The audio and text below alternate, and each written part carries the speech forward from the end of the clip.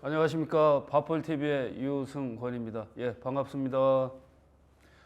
벼 분열이 탄소 중립에 미치는 영향, 그 다음에 분열이 수량에 미치는 영향, 그 다음에 분열이 기상이변에 대한 피해를 최소화할 수 있다는 거, 그리고 여기에 수도 분열제가 국내 최초로 분열 박사라는 제품명으로 해서 출시를 했습니다. 이 제품이 많은 농가들의 도움이 됐으면 한다는 그런 바람으로 오늘은 벼의 분열이 벼의 수량에 미치는 영향에 대해서 공부를 해보도록 하겠습니다. 자, 3교시입니다. 벼의 분열이 수량에 미치는 영향입니다.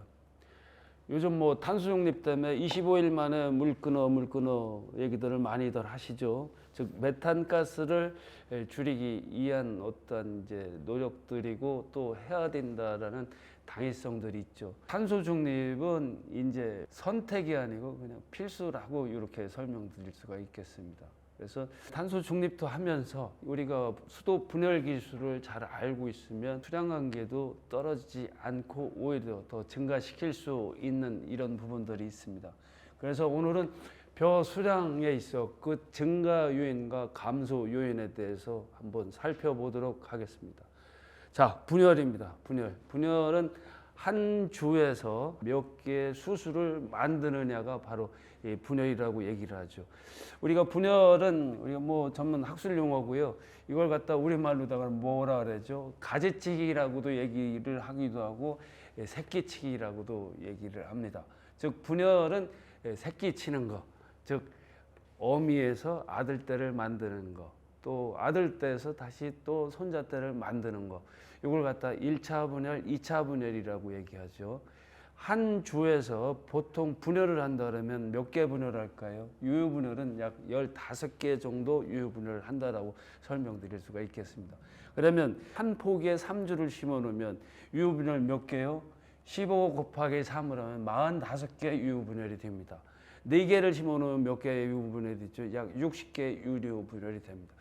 자, 모판에서는 어떻게 되죠? 모판에서는 종자 간의 경합을 합니다. 그죠? 입모량이 많으면 어떻게 돼요? 경합이 좀 심해지겠죠? 역시 마찬가지입니다.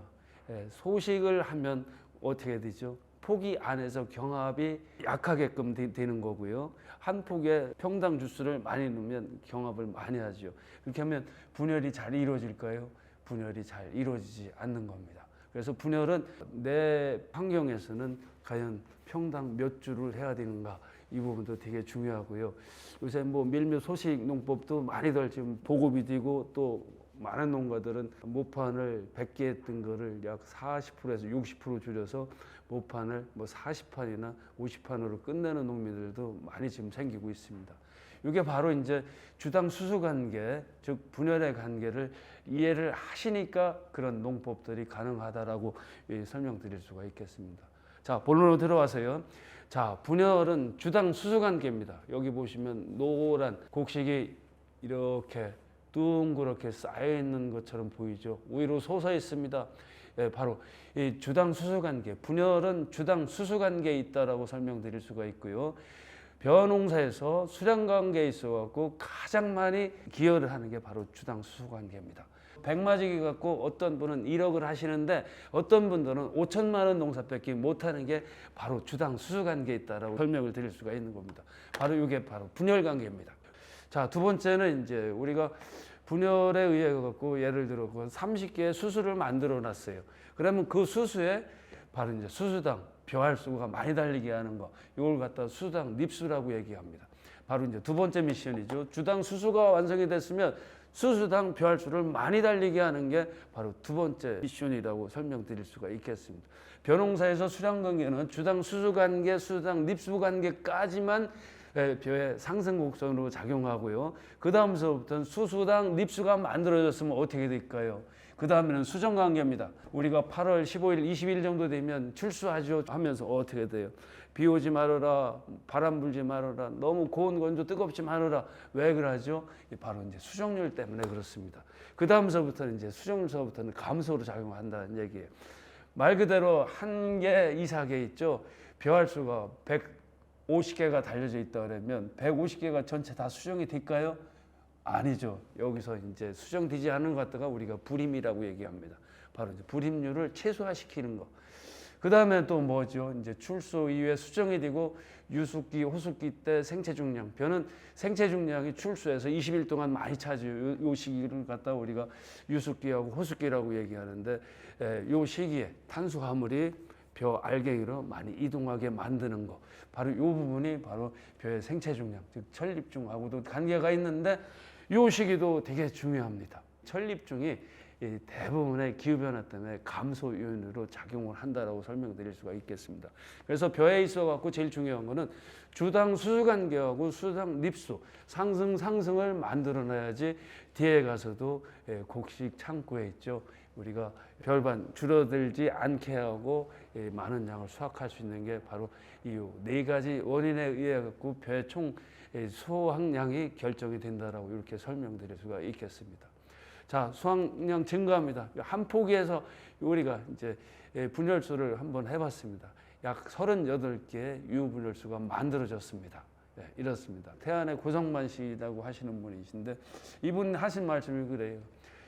이렇게 해갖고서 나는 다른 사람보다도 조곡 40kg짜리 한 필지 1200평에서 나는 15개, 20개 정도 더 먹는다라고 말씀하시는 거예요.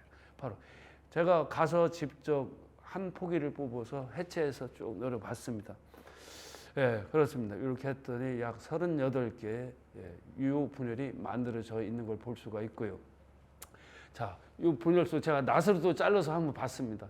유효 분열수 36개, 무효 분열수 약 6개 정도가 이렇게 만들어지고 있다는 걸 볼 수가 있고요.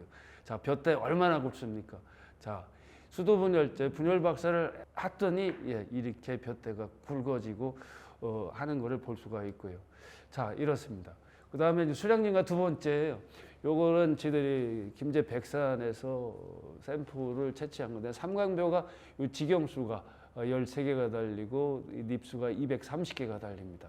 이거 보신 분들 다 깜짝 놀라요. 보통 삼강벼가 많이 달려야 130개에서 160개 정도 달리는데 여기 보시면 하나는 230개, 하나는 220개, 203개, 229개, 또 직영수가 여기 11개, 2개 정도 차이 나죠. 205개 정도 이렇게 달린다라고 볼 수가 있고요.